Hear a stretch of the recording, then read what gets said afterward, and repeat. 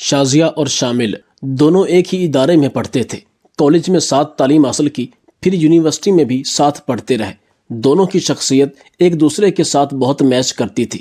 دونوں کے خیالات اور سوچ ایک جیسے تھے، لہٰذا انہوں نے ایک دوسرے کے ساتھ زندگی گزارنے کا فیصلہ کیا۔ شامل نے اس سے وعدہ کیا کہ جیسے ہی ہماری تعلیم مکمل ہوگی میں اپنے والدین کو تمہارے گھر بھیجوں گا، اور شازیہ یہ سن کر بہت خوش ہوئی۔ اس کے دل کی مراد پوری ہو چکی تھی اور یہ بہت بڑی خواہش تھی کہ شامل اس کا ہمسفر بنے۔ جب شامل نے اپنے باپ سے رشتے کے بارے میں بات کی تو اس کے باپ نے شامل سے کہا کہ بیٹا، مجھے اس رشتے پر کوئی اعتراض نہیں، میں تمہاری پسند کی قدر کرتا ہوں، لیکن ایک مسئلہ ہے، لڑکی کے گھر والے اس رشتے کے بارے میں رضامند ہوتے ہیں یا نہیں، اس کے بارے میں میں نہیں جانتا۔ شامل نے اپنے باپ سے کہا کہ جب شازیہ مجھے پسند کرتی ہے اور اسے کوئی اعتراض نہیں تو اس کے گھر والوں کو کیا اعتراض ہوگا؟ کیا وہ اپنی بیٹی کی پسند کو ناپسند کریں گے؟ شامل کے والد نے کہا، بیٹا، ہم راجپوت ہیں اور میں رانا صاحب کو اچھی طرح جانتا ہوں۔ رانا صاحب اپنی برادری سے باہر رشتہ کرنے کے خلاف تھے۔ جب اسے اس بات کا علم ہوگا کہ اس کا ہونے والا داماد بھی ایک راجپوت ہے، تب وہ اس رشتے کے خلاف ضرور ہو جائیں گے اور اعتراض کریں گے، یا کم از کم رکاوٹ ڈالنے کی کوشش ضرور کرے گا۔ شامل کے والد کے خدشات بالکل ٹھیک تھے۔ جب شازیہ نے گھر میں اپنی پسند کا اظہار اپنے والدین کے سامنے کیا تو رانا صاحب کے تیور بدل چکے تھے۔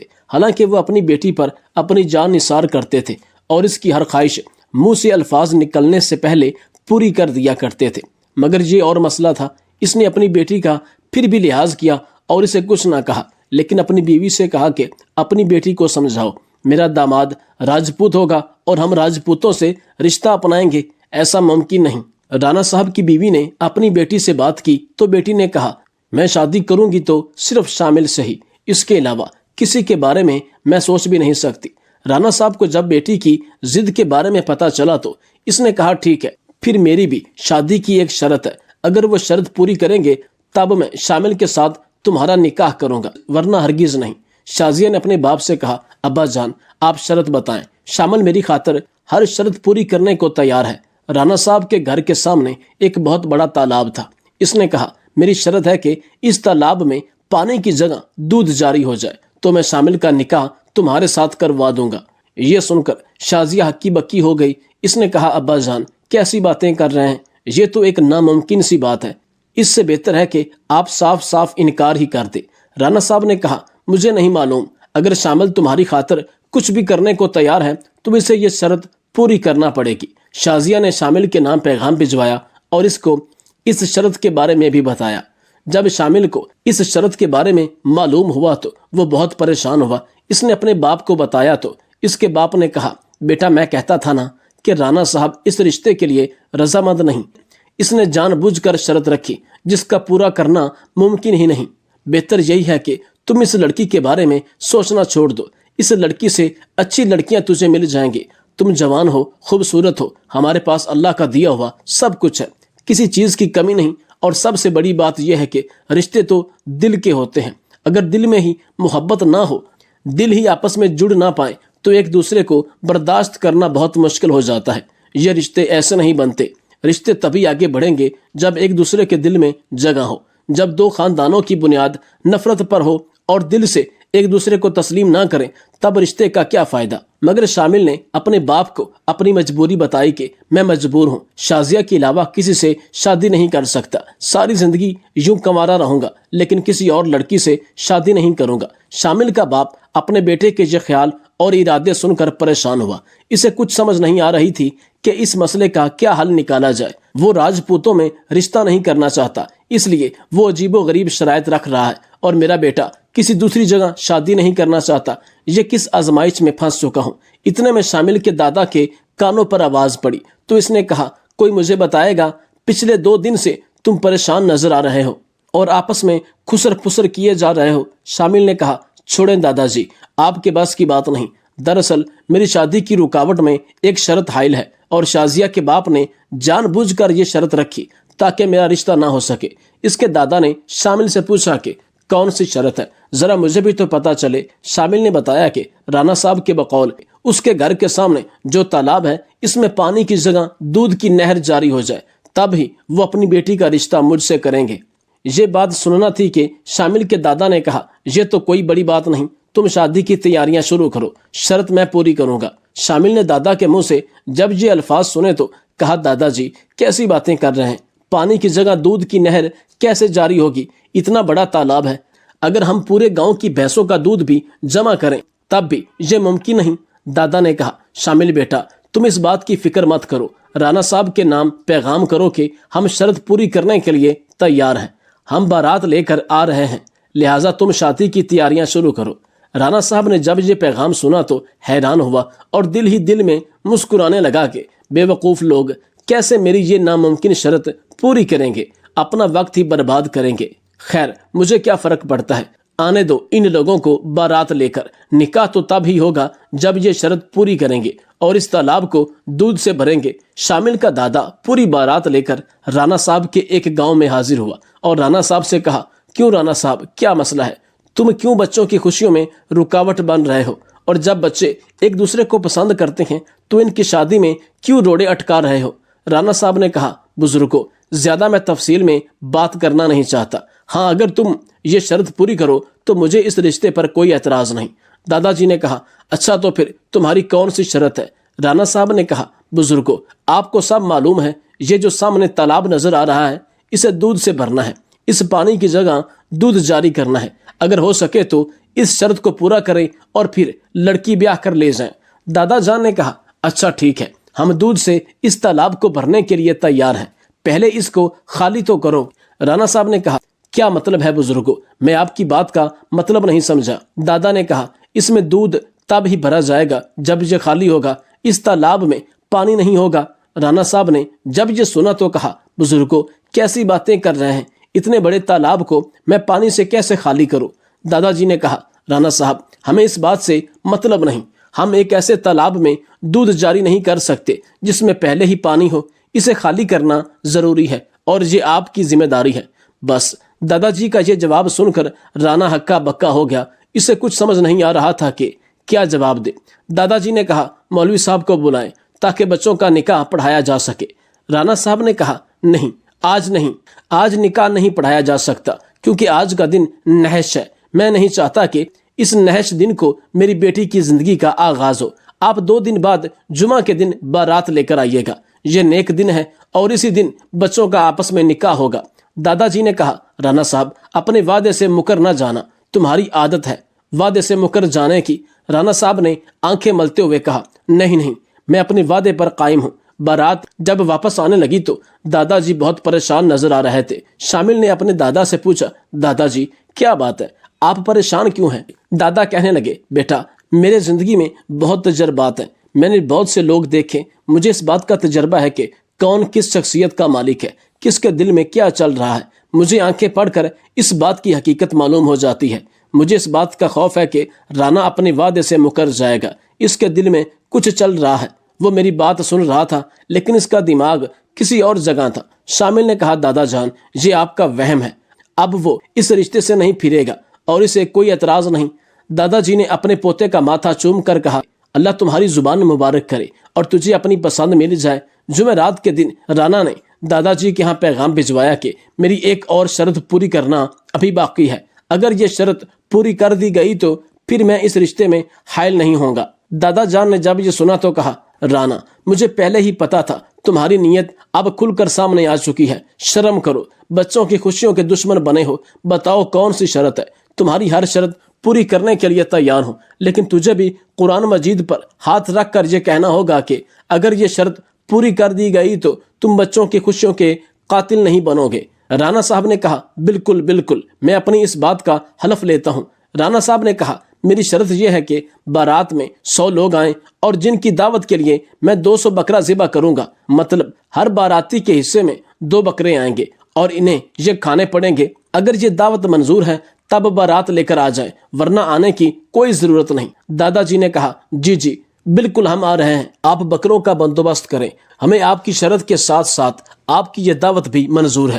دادا جی نے گاؤں کے ہٹے کٹے 100 نوجوان اکٹھے کیے اور انہیں کہا کہ صبح ناشتہ نہ کرنا کیونکہ رانا صاحب ایک بہت بڑی دعوت دینا چاہ رہے ہیں۔ نوجوانوں نے صبح کا ناشتہ نہ کیا اور دوپہر تقریباً 12 بجے وہ رانا صاحب کے گاؤں میں پہنچے۔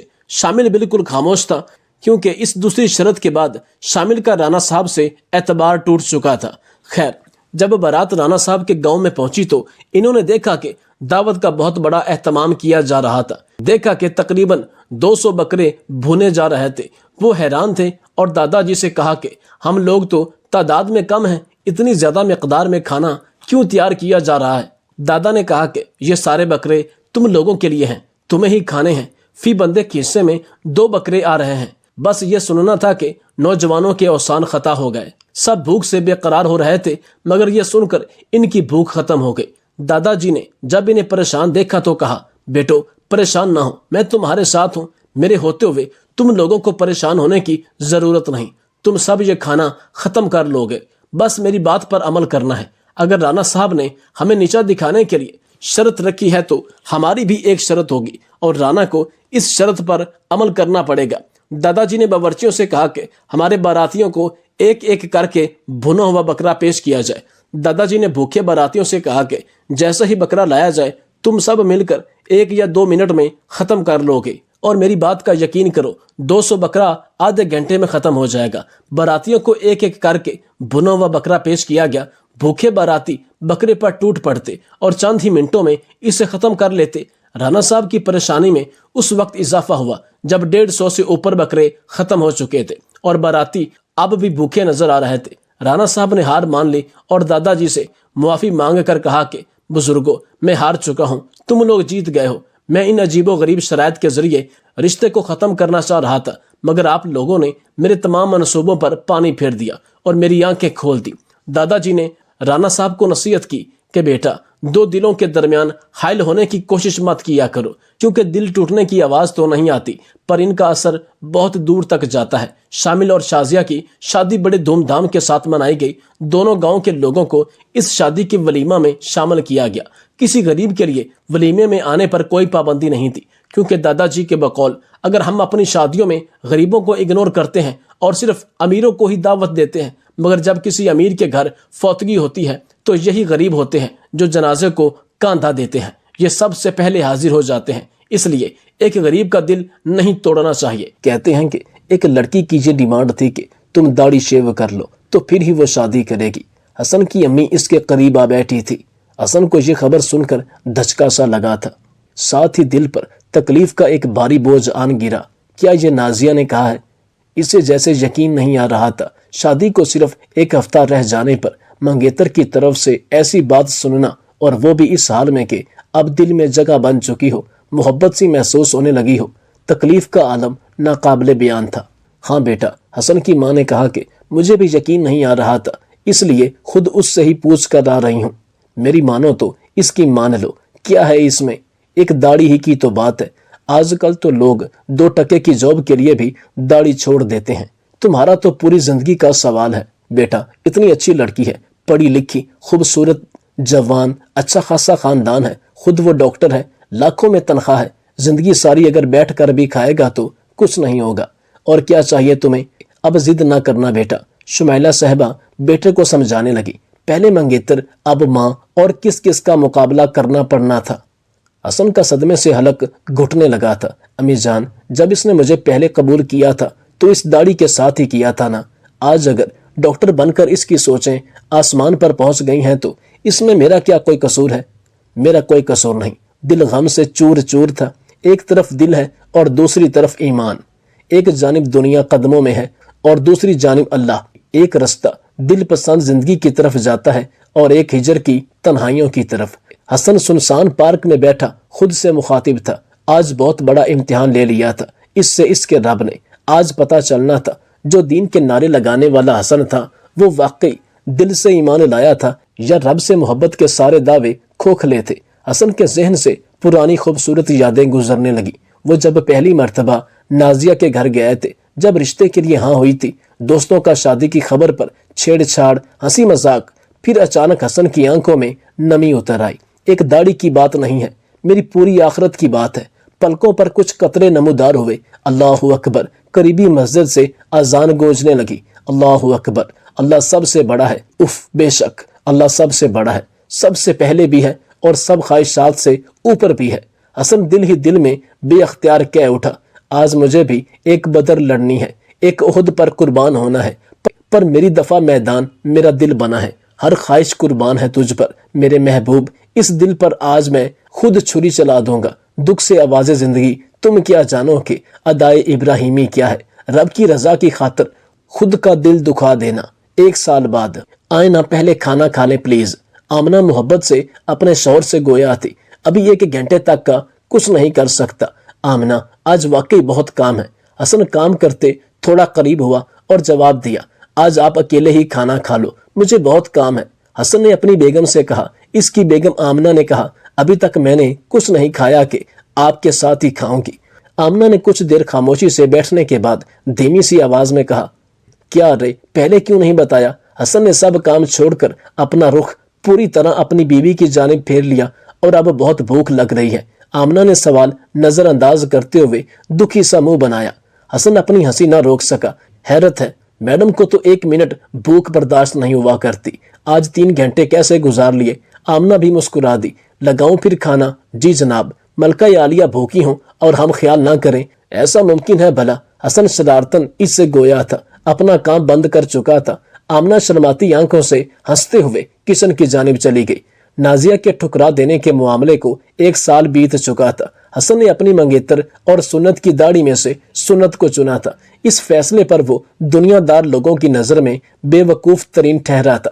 اپنوں حتیٰ کہ والدین تک کے تانے اور گالیاں سنی تھی، اور خاندان والوں کی باتیں الگ۔ خاندان والے کتنی باتیں بنائیں گے، داڑھی جب تک ہے کوئی اچھا رشتہ نہیں ملے گا، تم نے تو ذلیل کر دیا ہے، چراغ لے کر بھی ایسی لڑکی ڈھونڈو گے تو نہیں ملے گی، بوڑھے ماں باپ کو اپنی ضد کی خاطر پریشان کر کے رکھ دیا ہے، وغیرہ وغیرہ جیسی باتیں پورا 1 سال اکیلا ہی سنتا رہا، جس کا جو دل میں آیا کہتا رہا۔ لیکن حسن کا فیصلہ ایک دن کے لیے بھی نہ بدل پایا۔ تکلیف تو بہت ہوتی تھی ایسے رویوں سے، لیکن اللہ کا قرآن اور ذکر ایسی چیزیں تھیں جو اس کی ہمت بنی رہیں۔ سچ ہے، نماز اور ذکر نہ ہو تو انسان تو پاگل ہی ہو جائے۔ اللہ نے ایسے صبر پر استقامت بھی پھر کمال کی عطا کر دی تھی۔ مفتی صاحب نے حسن کے والد کو کہا کہ حقیقت بات یہ ہے کہ وہ رب اپنی خاطر اٹھے انسان کو کبھی مرنے کے لیے اکیلا نہیں چھوڑ دیتا، لیکن اس لیول پر آنے کے لیے پہلا قدم خود اٹھانا پڑتا ہے، ثبوت دینا پڑتا ہے کہ واقعی آپ کے لیے اللہ ہی سب سے زیادہ قیمتی ہے۔ اس کے بعد ڈرپوک سے ڈرپوک ترین انسان کا دل بھی پہاڑ کی طرح مضبوط ہو جاتا ہے۔ اس سے وہ مضبوطی عطا کر دی جاتی ہے جو اس کے قدموں کو رب کے راستے پر جما دے، اس طرح کہ پھر دنیا کی کتنی بھی سخت ہوائیں چلیں اسے گرا نہیں سکتی، اسے راستے سے ہٹا نہیں سکتی۔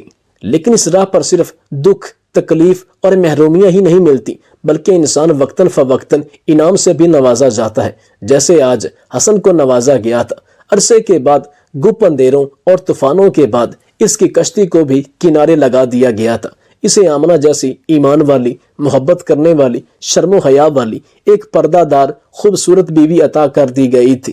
نازیہ کو اللہ کے لیے کھو دینے پر اس کو دنیا میں ہی جنت سی دے دی گئی تھی۔ حسن کو کبھی کبھی لگتا تھا جیسے اللہ نے اس کی ساری فیلنگز کو سمیٹ کر ایک انسان کا روپ دے دیا ہو۔ آمنہ کے نام سے جیسے وہ حقیقتاً کوئی انسان نہیں تھی، بلکہ حسن کی ضرورتوں کا جوابی عکس، اس کی آنکھوں کی ٹھنڈک، اس کی روح کا سکون۔ پھر حسن کے والد نے مفتی صاحب سے کہا، جبکہ دوسری جانب نازیہ نے ایک کلین شیو امیر لڑکے سے شادی کی اور تقریباً 2 ماہ بعد ہی ان کی طلاق ہو گئی تھی۔ نازیہ حسن کو ٹھکرا دینے پر آج بھی کنواری کی طرح بیٹھی تھی۔ وہ شاید بھول گئی تھی کہ جسے ایک داڑھی سمجھ کر ٹھکرا رہی تھی وہ محض ایک داڑھی نہیں تھی، بلکہ سنت رسول صلی اللہ علیہ وسلم تھی۔ اصل میں توہین اس نے حسن کی نہیں کی، بلکہ اللہ اور اس کے نبی صلی اللہ علیہ وسلم کی تھی، اور یہ کوئی چھوٹا جرم نہیں تھا۔ نازیہ کی طرح آج کتنے ہی نام نہاد مسلمان داڑھی، پردہ، ٹخنوں سے اوپر پہنچے اور دین کی دوسری کئی باتوں کے لیے کتنے آرام سے نفرت آمیز رویے کا اظہار کرتے رہتے ہیں، ان پر عمل کرنے والوں کا مذاق اڑاتے رہتے ہیں، یہ سوچے بنا کہ ان کا یہ سب کرنا ان کو تباہی کے اس گڑھے میں پھینکتا جا رہا ہے، انہیں تباہ و برباد کرتا جا رہا ہے۔ مفتی طارق مسعود کہتے ہیں کہ داڑھی رکھنا سنت رسول ہے۔ اگر کوئی بھی عورت، چاہے وہ آپ کی بیوی ہے یا آپ کی منگیتر ہے یا اس کے علاوہ کوئی بھی مرد، چاہے وہ رشتے میں آپ کا کچھ بھی لگتا ہو، اگر کوئی بھی شخص آپ کو داڑھی شیو کرنے کا کہے یا داڑھی کی وجہ سے آپ کی زندگی میں کوئی پرابلم آ رہا ہے نوکری میں کوئی دقت ہو رہی ہے تو یقین کیجئے آپ پر آزمائش کی گھڑی ہے۔ اگر آپ اس میں کامیاب ہو گئے تو اللہ آپ کو آپ کی سوچ سے بھی بڑھ کر دے گا۔